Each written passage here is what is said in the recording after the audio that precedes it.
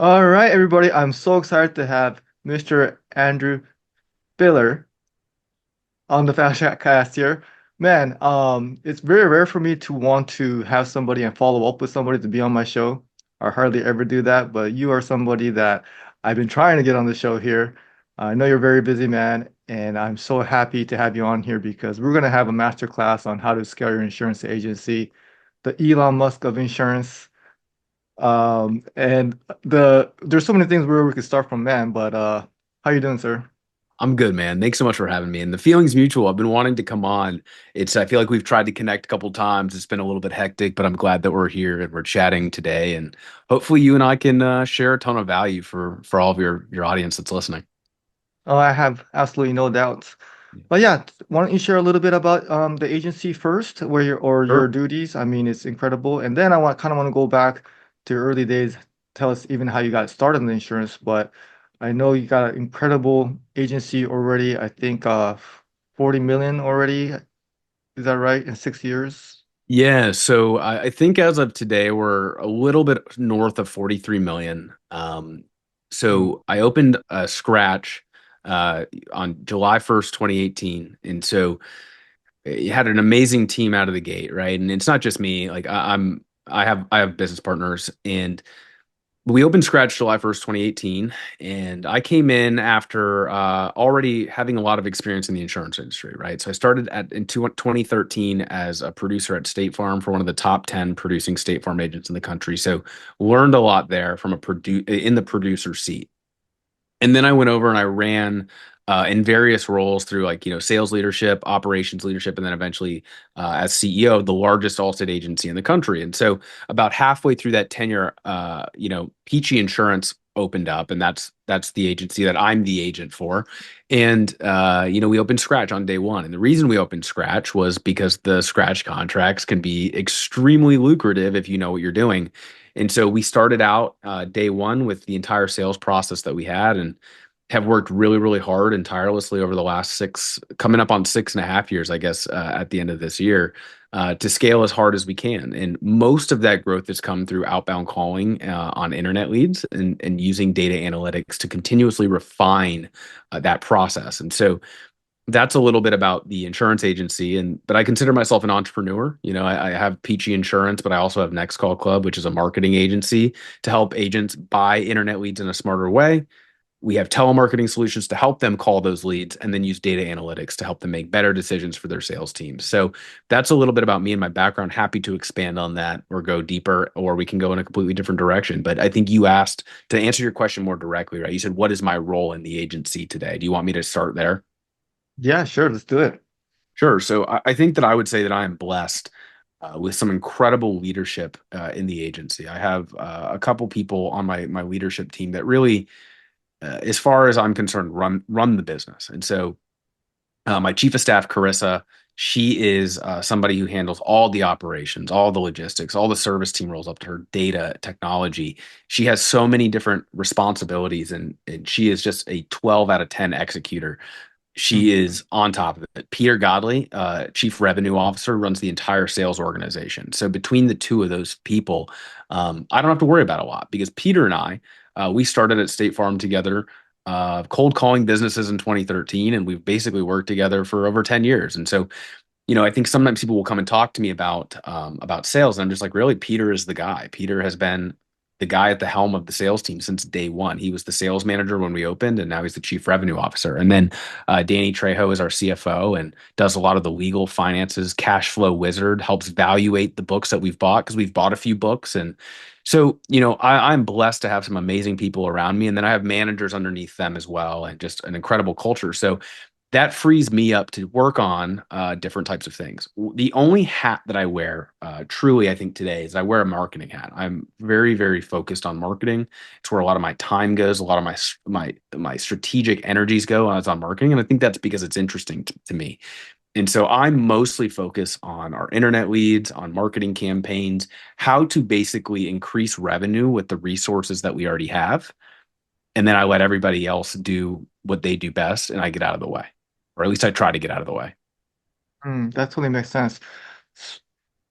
Yeah, marketing is a big part of the business, and that's what you're good at. But that's where it all starts. For Without sure. leads, you don't have anything going on. But tell us a little bit, man, I could go so many different directions, but I'm just curious, how many sales agents do you need to be able to and service staff and to maintain or continue to grow a book size like that? I think growth can be, growth is measured in a few different ways, right? So what I would say is like, we're at 43 million today.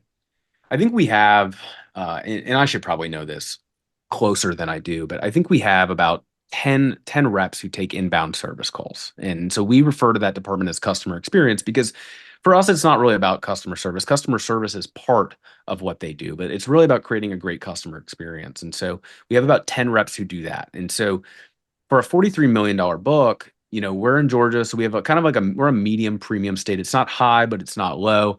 I think we have something like 20,000 policies in force. Don't quote me on that, but it's about 20,000 policies in force. And so we don't actually get as many phone calls as you would expect. And so we probably get about anywhere from 120 to 160 inbound phone calls per day. And so we have 10 reps who take those calls. And people might say, man, like that's not a lot of phone calls. And I agree, it's not a lot of phone calls, but we want to make sure that they're giving a great experience. They're asking for referrals, they're asking for Google reviews, they're looking for gaps in policies to upsell or cross sell every single time. So, about 10 service reps. On the sales side, it ebbs and it flows depending on what the strategy is. So, last year, we were in more of a hyper growth mode than we are this year. We had around 20 sales reps at our peak last year. And so 20 sales reps is what we had. This year, we've run with about 13 throughout most of the year. I think right now we're sitting at 15. Maybe one or two of those people are new or training. And then we have 3 to 4 SDRs, which a lot of people refer to as telemarketers. We would call them sales development reps, to call the leads and transfer them to the salespeople to let them do what they do best. So, call it 13 to 15 salespeople with 3 to 4 SDRs. On top of that, 10 service people, couple managers, some operational people like data analysts. We have a marketing person. We have operational logistics people. We do recruiting in house, and so we probably have about 40 total employees to run the organization, and that's how we run today. Nice. What's the managers to sales agent ratio there? How many managers do you need for that many sales agents? Yeah, thanks for asking that. That's a question we get asked a lot, and I think that it's not an end all be all question that can be answered, but the rule of thumb that we use, okay, and to give some context before, is like our sales managers are not on the phone. Our sales managers do not sell. They are off the phone. They are focused on building relationships with their team, holding them accountable, training them as needed, and working to clear barriers. Like their main goal is to clear barriers off the salesperson's plate so the salesperson can make more sales. So we run about 8 producers to one sales manager. And you can go as high as 10. We've gone as high as 10. But what we found is like once you get over 8 people, it starts to kind of become too much. It's hard to maintain a really strong, balanced relationship with all those people. It becomes very taxing on the manager. And I think there's some element of, if you've got 10 people, there's a pretty good chance that somebody's having a bad day every single day. Of those 10, one Hmm. of those people is going to have a bad day every day. So 8 has been kind of like our sweet spot number. I would say if you're under 6 salespeople, you probably don't need a full-time sales manager unless you're rapidly trying to get to scale or you need that any of those responsibilities off your plate. But 6 to 10 is the range, but 8 is the kind of magic number that we look for. Nice. Yeah, pretty soon you're gonna be asking like, what's your kid's name again? It's Yeah, like exactly. you're not gonna be a good manager that way. For sure. Man, so you have so many skills, right? We haven't even talked about the acquisition part, which is an amazing presentation at the mega conference. The power of outbound, that whole strategy is something we could talk about too. I'm very curious about, how the outbound teams you have. And just to also clarify, is it mostly remote, your staff members? Yeah, so we are 100% remote. I shouldn't say we're about 99% remote. Let's put it that way. We have an office presence. We're required to have an office presence, and we have one person in that office to Mhm. to handle that presence. But outside of our requirement, we are 100% remote. And sometimes people will ask me a question. They're like, "How do you do that? Like, how do you do that?" And what I always tell people is we did it out of necessity, right? We went remote in 2020, March. It was either like late February or early March of 2020, whenever they were talking about flattening the curve and they said everybody needs to go home, whatever. So we did that. And I remember at the time, I don't know, the news was saying like, oh, 6 weeks, 12 weeks, something like that. And I remember just kind of talking to the leaders that I was talking about, and we all kind of were just like, why don't we just kind of lean in on this and just in case it's gonna be longer than that. And so we very rapidly figured out we're like, how do we recruit, hire, and train people remotely? How do we do that? And so we leaned in on that. And I'm glad that we did because we were not in office for a long time. And we got to 2021 and we basically were like, all right, guys, time to come back. And the team kind of threw their hands up in revolt. And, personally, I prefer to be in office. I think a lot of our managers personally prefer to be in office, but the team didn't want that. And I think to give some extra to flavor to that is that we're in Metro Atlanta. So traffic here is brutal. And our office is like in the city limits. And so people were Mm, commuting sometimes an hour to an hour and a half each way. And, kind of what they said to us was, we've been setting sales records while remote. mm, Like, why do we need to come back? And I thought that mm. was really fair. I thought that was a really, really fair piece of feedback to us. And so we just kind of rolled with it, right? And what I'll say is that like we would hire sometimes and people would say, look, I really need to be in an in-office environment and it wouldn't work out. But I would say that remote has been an extremely high net positive because we start people at $45,000 a year in salary. Sales or service, it does not matter. 45,000 is our base salary. It's our minimum salary.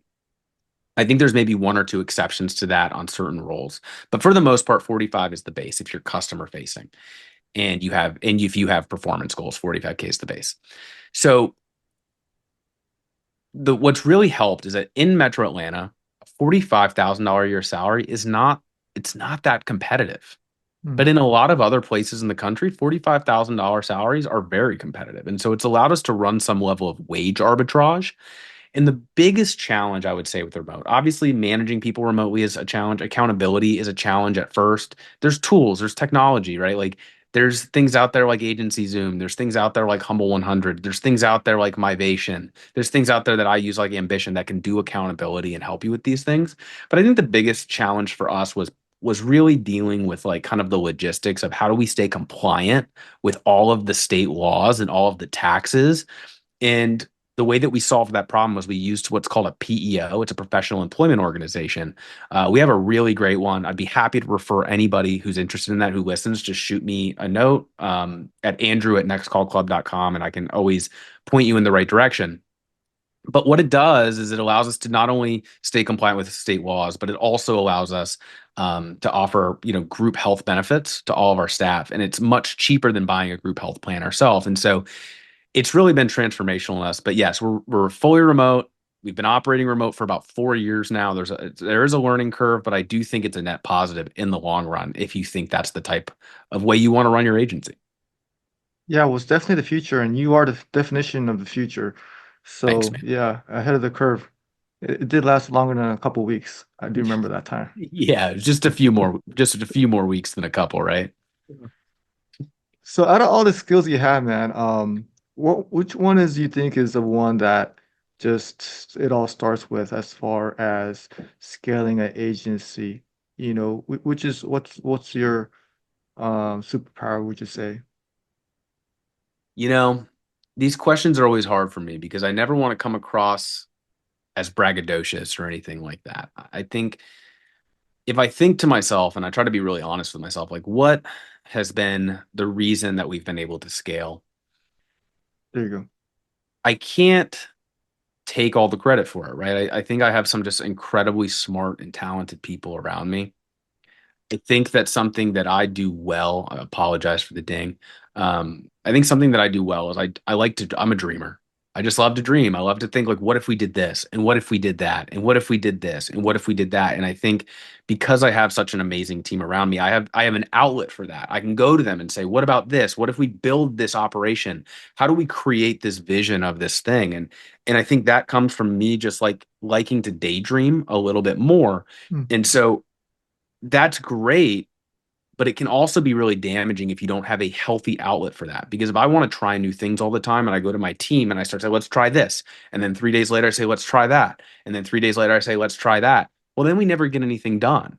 Because, like, as you know, and as most really successful agents know, is if you're going to try something, you've got to try it for 30, 60, 90 days. You got to give it time to work.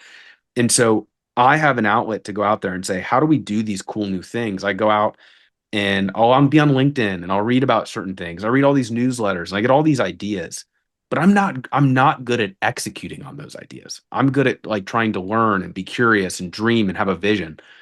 So I have a really great team that I can go to execute on those plans, and like credit to them.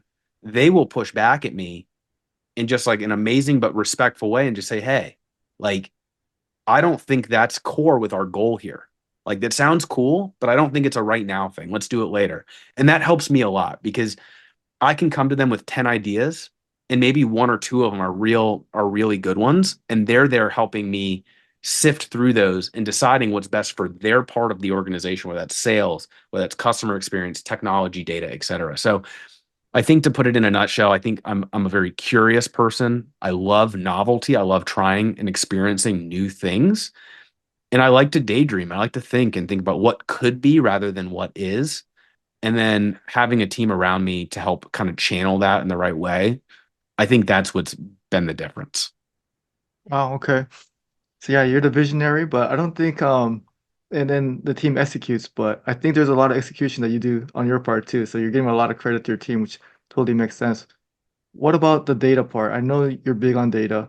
What For are sure. some so you're not giving yourself credit for that part. You know, you're not just daydreaming and coming up with big ideas. I get it, you're a strategist, but you're an executioner too. I know that. You know, So I when it can, comes, yeah. So here's what I'll say about executing, right?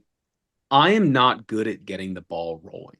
Okay. I'm really not good at getting the ball rolling. So I might have this vision or this strategy, but I have a really hard time getting started. And the team does a really good job of getting that ball rolling. And so once the ball's rolling, I can come back in and kind of like help and get in the weeds and roll my sleeves up and get and do that. And I don't mind doing that, right? But I have an incredibly hard time getting started. And I'll give you an example with that. I remember when we started Next Call Club, I was talking about it, talking about it, talking about it, talking about it. And Danny, who I work with, who I think you've met, Dan, is yep. he's like, well, when are we going to start? And I was like, I don't know, man. I don't know. And so finally he came to me one day and he's just like, all right, dude, I incorporated the company, funded the account with like $2,000, like go find a customer. And I was like, oh, all right. So me and Peter, who runs sales, like found a customer and that's just kind of how it started. Right. And so sometimes I need that little bit of a push too. And so I just wanted to address that before I talked about data, but data's been really transformational. I think to your point is I've never since I opened my agency in 2018, I've never not had a data analyst. I've had a data analyst since day one. And so a really good buddy of mine, so I studied finance and economics in undergrad. And one of my really good buddies through my finance program had reached out to me when I was working as a leader at the largest Allstate agency in the country. I hadn't opened this Peachy Insurance yet, and so he reached out to me and he saw a Facebook post that I made about hiring, and he said to me, he said, "Hey man, I'm looking for a new job. Would love to like talk to you about it." So we hired him as a salesperson, and after like a week or two, it was very apparent that that was not his strength. Mm. And the owner of that agency was kind of like, this guy's really smart. Why don't you just like, he's like, Andrew, why don't you just have him work with you? You guys are already like buds. Like, why don't you just see if he can just make you more efficient? Like, so I think what that agent owner had in mind was he would be like my assistant, but he was way too talented for that. And basically what he would do is he just kind of watched me. He's like, what are you doing here? And I'm like, oh, like, well, I'm trying to find like the close ratio for the team. And I was doing it manually. I was like looking at the number of quotes and the number of sales and doing like a very basic Excel formula. And he's like, well, check this out. Boom, boom. And like within like, 10 seconds, he had the numbers. And I was like, oh my God, like this is amazing. And so that was transformational for me in the way Mm. that I thought about things. And so I got to this place where I had this person who anything that I wanted to know, I would say, hey, I want to solve this problem, and here's what I think I need to know to do that. And so I had enough knowledge of insurance, I had enough knowledge of Allstate, I had enough knowledge of the things that I was using to understand like maybe how to put the pieces together, but not the technical skill to actually do the work in an efficient way. And so as he came in, he just did an amazing job. And then he moved on to something else, and I hired another analyst. I was like, I went from having all this information every single day where I'd open up my email and I'd have how many quotes yesterday, how many sales yesterday, what are we trending for, what's our close ratio, what's close ratio by product, what is every single producer closing at for each individual product. I had all this data at my disposal. And then he moved on. I didn't have a replacement for him. And it was like operating in the dark. And I said, holy crap, dude, I gotta get a data analyst. And so I went out and I hired a data analyst, this young man right out of college. Um, he went to the University of Michigan, was incredible for us. And we got in and I was so backlogged that I was like, I need to get you some help. So I was like, let's hire you some interns. So we put a job ad up for data analyst interns at $12 an hour. So this is like 2018, agencies open. I got 100 applications in like an hour. And I said, Wow. holy crap. So I wound up hiring two of these 100 people as data analysts interns. But they were so good so fast that I was like, there's no way I can not hire these guys full time. And so I had three analysts basically from day one, and being able to answer questions quickly and efficiently and understand how to we can if we pull this lever over here or we pull this lever over here, what's the actual monetary impact of that was just game changing. And so to your point, data has been huge. And so we have a bunch of dashboards that we run every single day that get updated constantly that allow us to see everything from, what's our sales numbers, what's trending, what's the most efficient thing we can quote for every quote that we do, how much premium or revenue should we expect to get, our SDRs, right? What's the transfer rate? If they have 10 pickups, what percentage of the time are they getting transferred? All the way down to our leads, which says, what's the quote rate? What's quote to close? What's close rate? And so analytics are huge, right? Having the data is one half of it. Being able to interpret and use the data is the other half of that. And I'm glad you asked about it because it's actually something we offer through Next Call Club now. Like we have a new service where we'll help people take their sales information, quotes, sales data, we'll visualize that in easy to use dashboards and then give insights as well to help people make better decisions on staffing, training, marketing, etc. So it's data has been absolutely huge. And I totally agree. So I'll just give you my credit card after this call. Yeah, just send it on over, man. We'll hook you up. Yeah. What are some man, that yeah, and you're right. Like there's no point in having data if it doesn't change behavior. Um, but what are some of the most important KPIs that you like to look at when it comes to Okay. data? So KPIs, there's a million KPIs we can talk about. Give me some extra context. Are you talking about marketing? Are you talking about sales? Are you talking about service, staffing, financial? Give me a framework. Give me some Let's rails here so I let's so start I with can stay in sales. bounds. Start with sales. Okay. Yeah. So every agency is going to be different, right? And your KPIs should follow what your goals are. Okay. So I'll give an example. Is there's been certain years where what I really am focused on is maxing out my all-state bonus. Okay. And that is a function of, maybe this product line is worth this many points and this product line is worth that many points. And we got to get so many points to get to the bonus or whatever we need to do.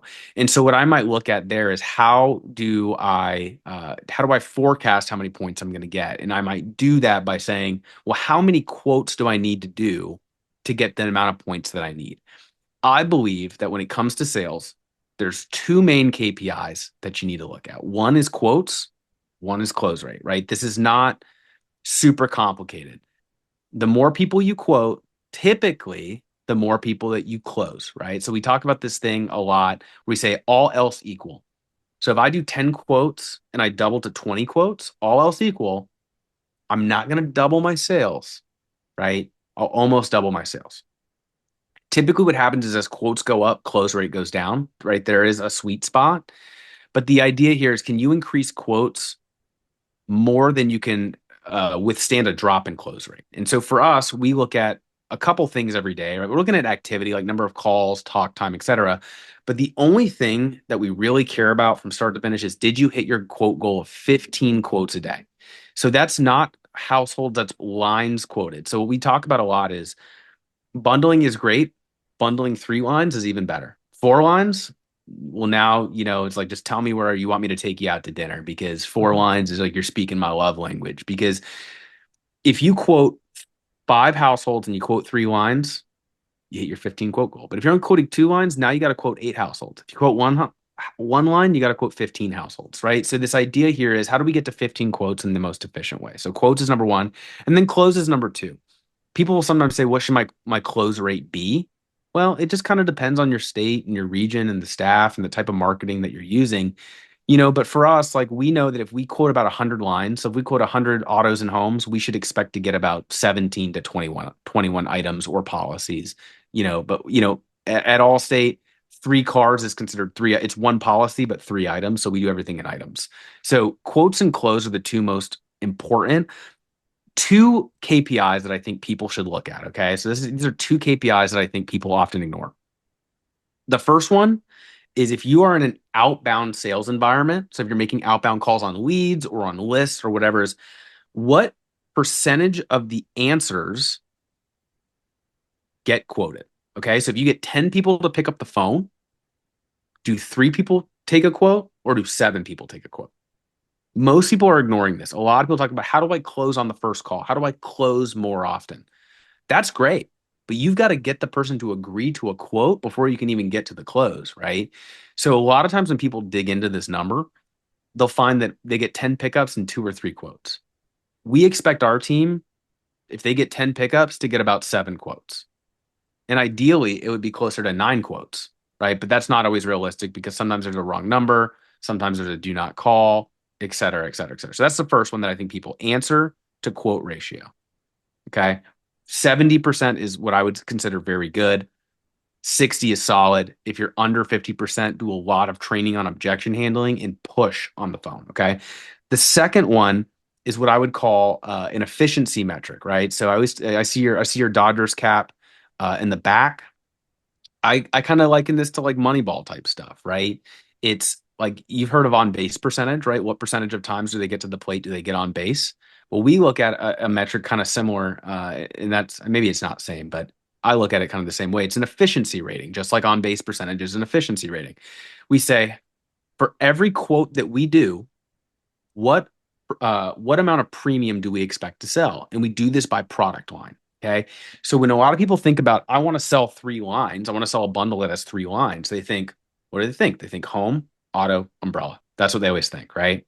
But what I found when my data analysts created this metric, I didn't create the metric, one of my data analysts did, was that an umbrella is not the most efficient thing that we can quote as a third line. What we found was like landlord was actually more valuable of a quote than a homeowner's policy.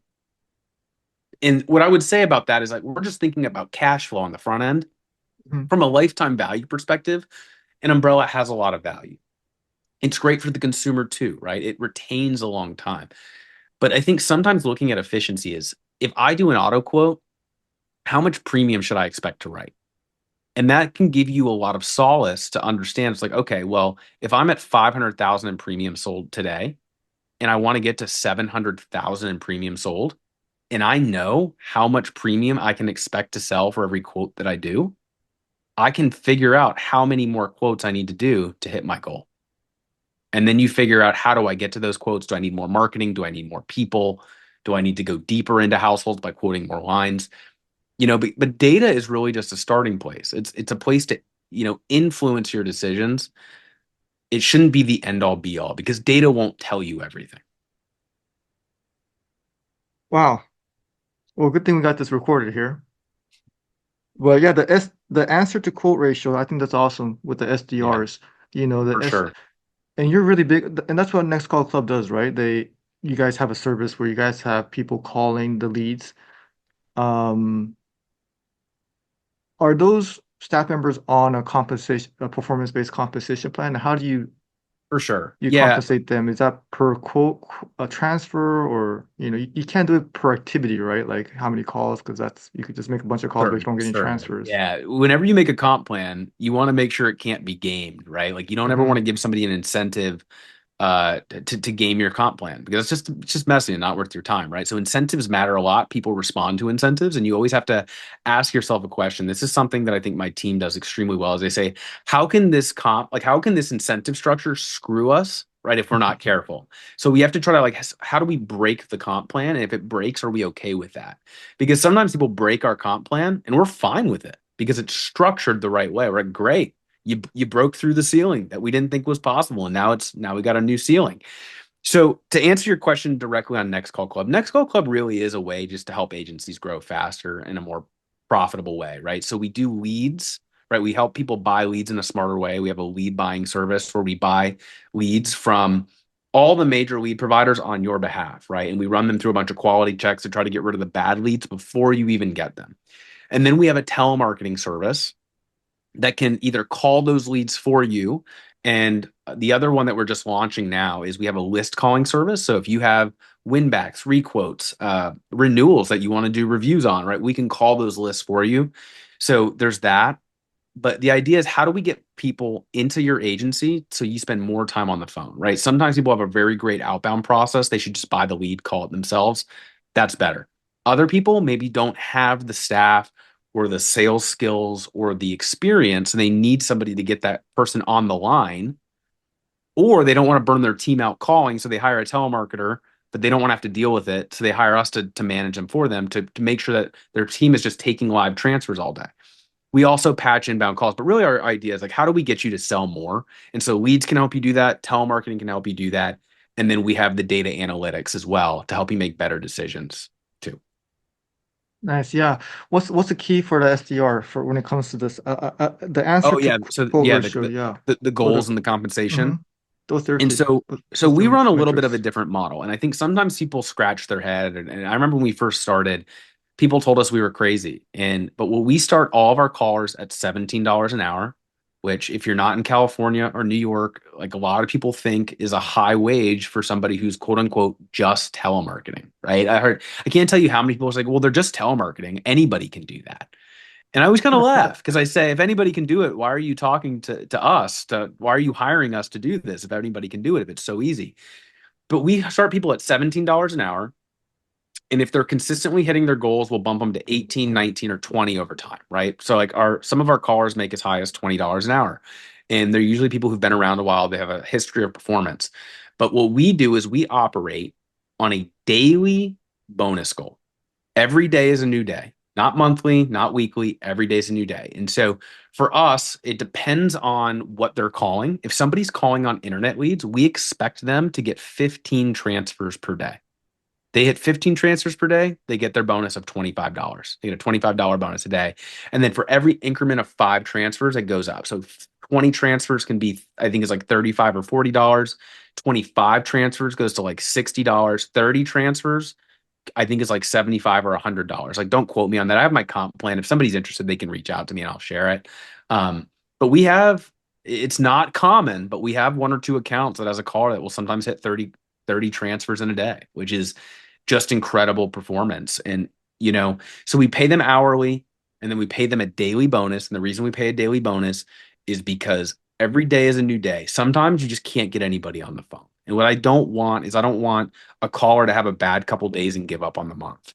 So every Hmm. day is another opportunity to hit their goal. If they're calling things like winbacks or requotes, X dates, etc., we're looking for like 8 to 10, or maybe sometimes even as high as 12 transfers. It just kind of depends on what's going on or how much quality's in that list. If somebody's cold calling, we're looking at like 3 to 5 transfers a day. Like we usually actively try to encourage people not to pay for cold calling. It's just not efficient. You might get Yeah. ROI, like you might get return, but you're not going to get enough sales. You might get, a couple policies a month when you could have had 30 or 40 policies a month.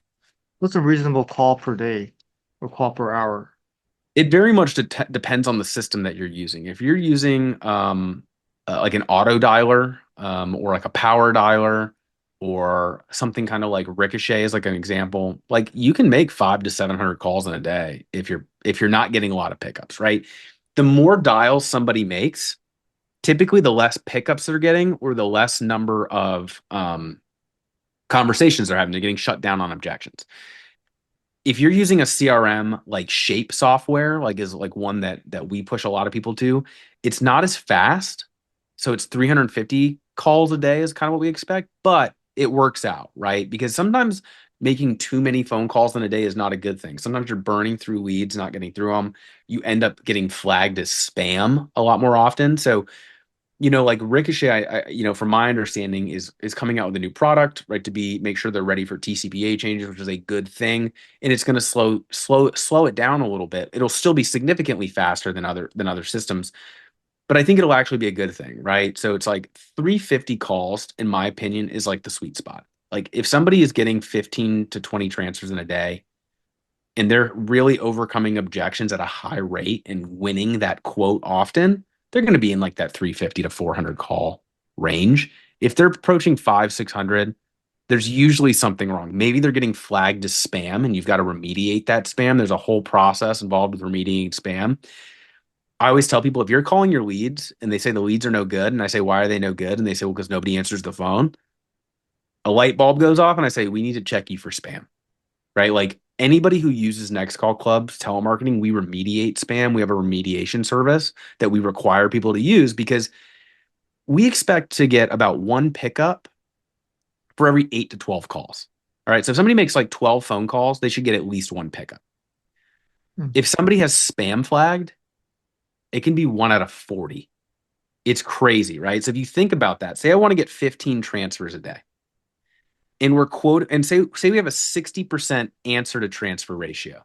Okay. So if we just do some math there, in order to get 15 transfers, we take 15 divided by that 60% transfer ratio, you've got to get 25 pickups. Okay.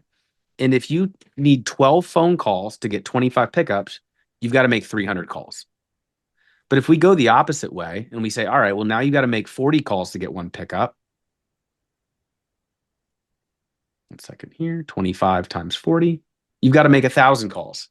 So spam can be the difference between making 30 calls and 1,000 calls. Yeah, you don't want your name to be changed to spam likely.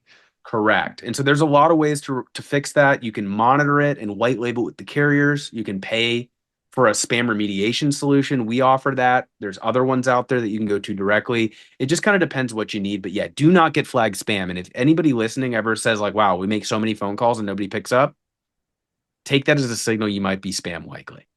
Yeah, you might want to just call yourself, see what shows Yeah. up on the caller. Yeah. Sometimes that's the easiest way, right? Who has T-Mobile, who has Verizon, who has AT&T, and just call within the office and see who's flagging. Yeah. Wow, okay. Wow. What about the leads themselves? The data also helps not only kind of you know, audit or check your SDR's performance, but the leads Yeah. performance, that's a big part of what you guys do too, right? Yeah, for sure. So what I would say is like with all of our clients that we work with for leads, every month we're doing a performance report. We're saying how many leads did you buy? How many items did you sell? How much premium did you sell? And we're deriving a what's a cost per policy, what's your return on investment. A metric we like to look at is how much premium is written for every $1 of spend. And so we do that every month for our clients. And what I would say is that when it comes to measuring your marketing performance, right? So I would just say marketing, right? A lead doesn't have to be an internet lead. It can be an internet lead. It can be a live transfer. It can be a piece of direct mail, right? But the best way to think about it is don't get super hung up on the cost per lead. Cost per lead can matter, right? But I think sometimes people say, well, how much does a lead cost? And I'll say, yeah, I don't know, like $6 or $6.50. Like, well, I'm paying five. I'm like, okay, like that's awesome, right?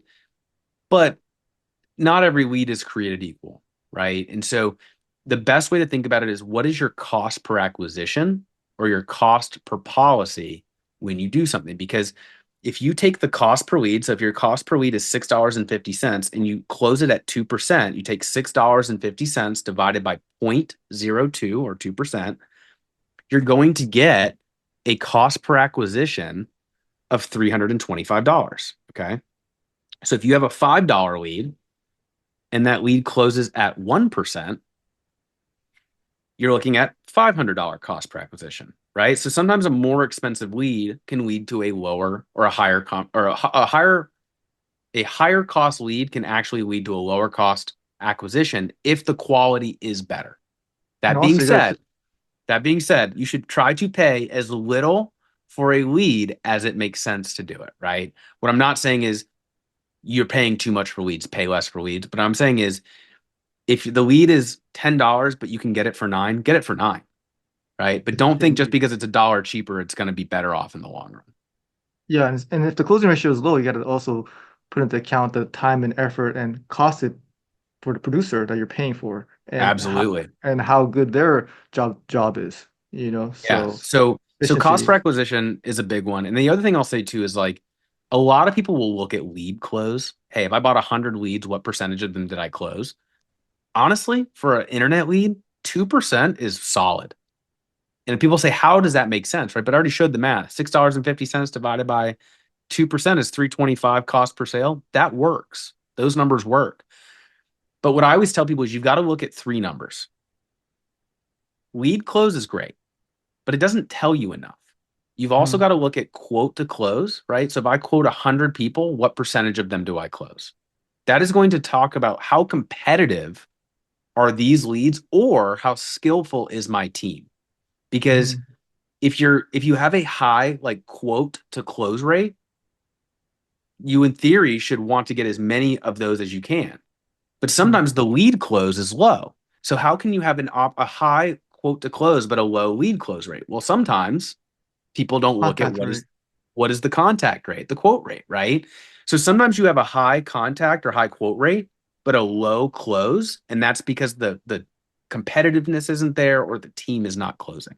Likewise, sometimes you have a very high quote to close, but the lead close is low, and that's because you're not getting enough of them on the phone or you're not getting them to take the quote when they do pick up the phone. And so you've got to look at what's the quote rate, quote to close, and lead close because the way you tackle those problems are different. Hmm. That's the power of data. It's like you know Correct. what your constraint is. Like you have this puzzle and you're like, where's the constraint? Like where's the problem? But if you don't have the data, then you don't know what to fix. Exactly. You've got to get to the root cause of the problem. Otherwise, you're just treating the symptom. I never had a data analyst, I guess you could say that's the position you call it. Data analyst. Yep. So it's full time, huh? That's all they're doing is do they Yeah. come up with So strategies too, or like how does that work as someone who's obviously I believe in data, and I kind of run reports too, not at that deep of a level, but if I was thinking I should maybe have one for my agency, where do I start? And I'm thinking like 40 hours a week, is that how do they keep themselves busy? Do they come up with strategies? Like kind of give me a breakdown of how that works. so it really depends what you need. Okay. So if you hire somebody who's like more of like a senior experienced data analyst, I would expect them to come in with the ability to help problem solve for you, right? But if they have experience, you might be paying those people 70 to $100,000 a year, depending on what their credentials are, what their education is, what their skills are, because data analysts are in high demand for large Fortune 100 companies, right? So how do we encourage them to come work for a small business rather than a Fortune 100 company? What I recommend and what I did is I like to hire people who are looking for that first opportunity. Maybe they're right out of school, or maybe they were kind of like an intern or something like that, or they've just pivoted in their career. Getting that first job as an analyst can be incredibly difficult. There are so many people who want to get into data analytics but have no experience. And of course, what everybody's looking for is somebody with experience. So there's a gap there. I think there's another opportunity if somebody it needs sponsorship for a visa.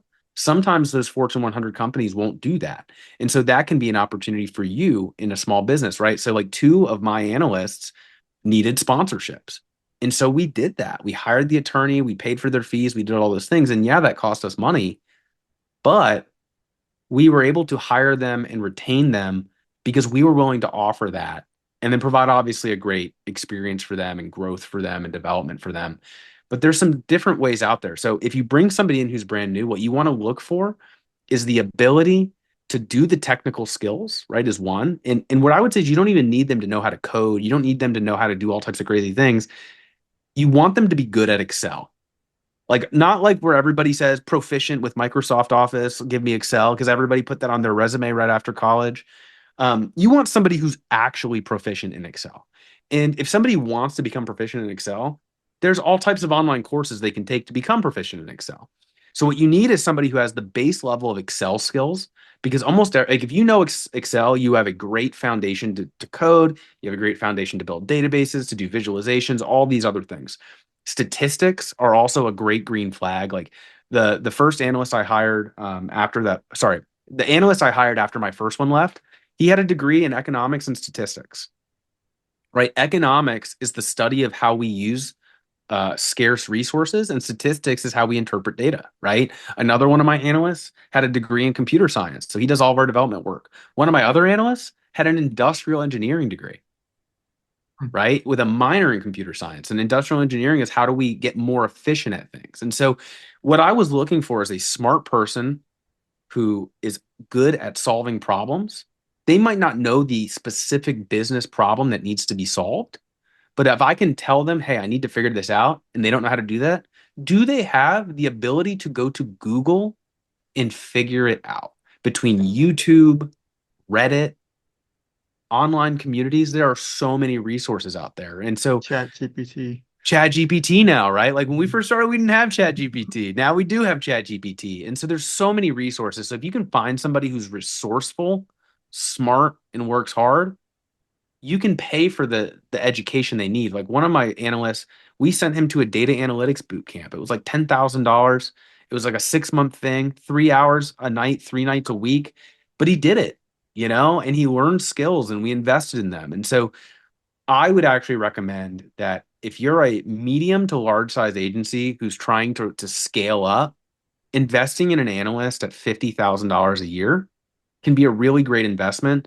You just have to make sure you understand that it's your investment doesn't stop there. You need to continue to invest in their education. But the amount of money and time they will save you will more than pay for themselves. I promise you. I promise you. Wow, good stuff. Really good stuff. Yeah. Yeah, well, I'm gonna start looking. Have you thought of outsourcing them? I mean, Yeah, so different we do the countries? data analytics for sales today, right? That is a service that Next Call Club offers. Right? We'll take your data and we'll do some of the visualizations, and I think that can be a great solution for an agency that doesn't have a need for a full-time analyst. But if you're really trying to dig in and get efficient everywhere in your business, it can be really great. And the reason that we don't just say, "Hey, how do we outsource this person like for like project-based things?" is because sometimes these projects can take a really long time, like so we offer our services sometimes so people can outsource to us, but in terms of outsourcing to other people like Upwork or some of these other services, you just need to be careful that you have a very firmly defined project, or else it can get very expensive very fast. Everybody always wants to charge you hourly rather than project based, because sometimes you get into the data and you thought it was a 5 hour job and it's a 20-hour job. And so And there's that this also like, there's this push and a pull between us as the business owner doesn't don't want to pay for 20 hours if it can be done in 5, and they don't want to get paid for 5 if it's actually going to take 20. and it also like rewards people that aren't really good at their job. It's like, oh, that took Right. a lot longer than I thought. Right, exactly. Okay, all right, wow. Yeah, data analyst. Okay, so if you don't mind, do you have a hard stop today or? I do at the top of the hour. Okay, cool. Let's appreciate your time here. What just run by and I Sure. already got the breakdown with purchasing the agencies, your Yeah, strategies there, but I wouldn't do right for the audience if we didn't talk about sure. your expertise there. So let's just do a quick Sure. rundown of your strategy when it comes to purchasing So my agencies. strategy to purchasing. So, I'm at about 43 million today. About 9 million of that was acquired across like 6 or 7 books. So if you do the math there, 9 million, 6 or 7 books, right? That those are not large agencies. And so I do what my banker calls the scratch and dent specials.